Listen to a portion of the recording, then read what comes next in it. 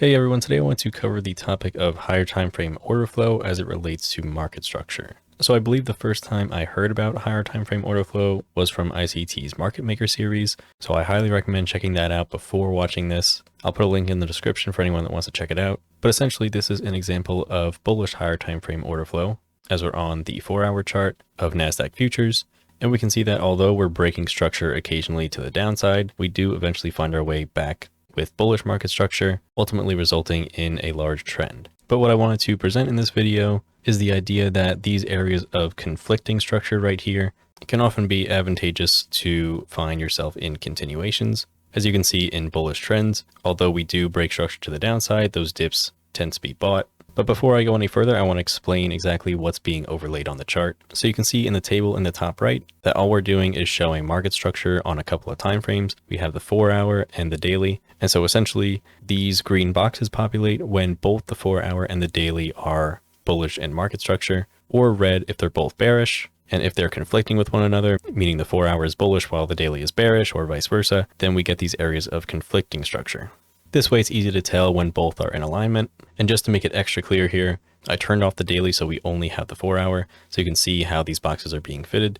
So we have bullish market structure on the 4-hour, so we get an MSS. That's why the box stops drawing.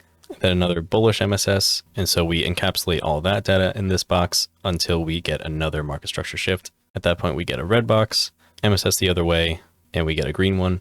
So again, all this is doing is showing a visual representation of market structure. So when we turn on the daily again, what it does for the purpose of these green and red boxes is it checks that market structure is either bullish or bearish on both the 4-hour and the daily. So one thing that I started to notice was that these areas of conflicting structure often had good dip buy opportunities in uptrends and vice versa in downtrends. So what I did for this is explored some statistics that we could extract from these patterns, where we could essentially quantify how often we get continuations, reversals, and what the average higher time frame market structure streak was. So to explain this a little bit further, continuations would be something like this, where both the 4-hour and daily are bullish. You enter a state of conflicting structure, and then you go back to agreement between both time frames.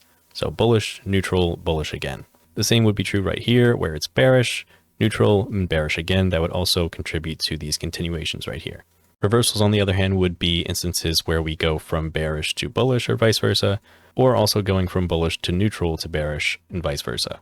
So when we use these two timeframes in particular, we can see that 74% of the time we get continuations of market structure between the two timeframes, and reversals only 26% of the time. Which makes plenty of sense because in trending instances, the fact that we have the daily in here makes it so that we have a lot of continuations because it takes a lot more to flip the daily time frame structure versus the 4-hour. And so we could potentially use this data to our advantage by saying something like if the draw on liquidity hasn't been met yet and we're still in a trending environment, then possibly areas of conflicting structure could offer advantageous areas to buy or sell. So obviously this observation started from the higher time frames, but what if we drop down into lower ones? So for example, instead of using the 4-hour and the daily, what if we use something like the 5-minute and the 15-minute? And you can see from these two timeframes, it's literally about 50-50. But if we use a larger time frame, for example, the 5-minute and the 1-hour, then we start to get some interesting results. We get continuations 83% of the time and reversals 16% of the time. And if we did the 5-minute and the 4-hour, we see 91% continuations and only about 9% reversals. And this should make intuitive sense because when you're on a low time frame like this, and you're using a higher time frame to guide the market structure, you can imagine that you would have to zoom out all the way here to find that the 4-hour is shifting structure by a break of these highs.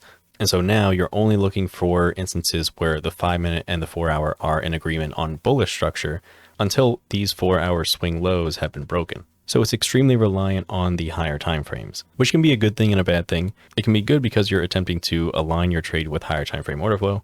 And an obvious downside, as this kind of alludes to, is that the higher time frames will take much longer to flip bias essentially. Because in this entire area here, while the 4-hour failed to close above swing highs, we essentially ignored any opportunities to enter bullish trades. And likewise here, we close over these highs. And so we're ignoring every instance of bearish market structure because the 4-hour is still bullish. And I think the combination kind of comes down to what exactly you want to accomplish. Because if you wanted to, ride the higher time frame trend, then obviously it makes sense to enable those higher time frames. But if you want to be more sensitive to reversals, then you're going to have to focus on a somewhat of a lower time frame combination. For example, right here, you sweep some lows, see an aggressive move back up. This whole area was bearish in market structure. Then it flipped to neutral and then only got to bullish at this point because that's when the hour officially closed above these swing highs. So if you wanted to be a little more sensitive to something like this, you would probably have to go with a lower time frame combination.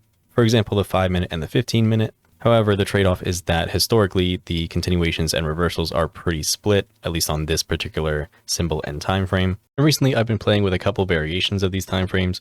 So on the top here, I have market structure from the 30-minute and the 1 hour. And on the bottom, I have the 5 and the 15.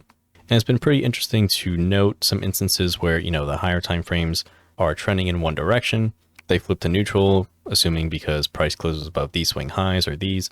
And so obviously the low time frames flip bullish as well. Then you see some aggression back down, essentially getting a 2022 model right here. But the higher time frames have yet to flip bearish.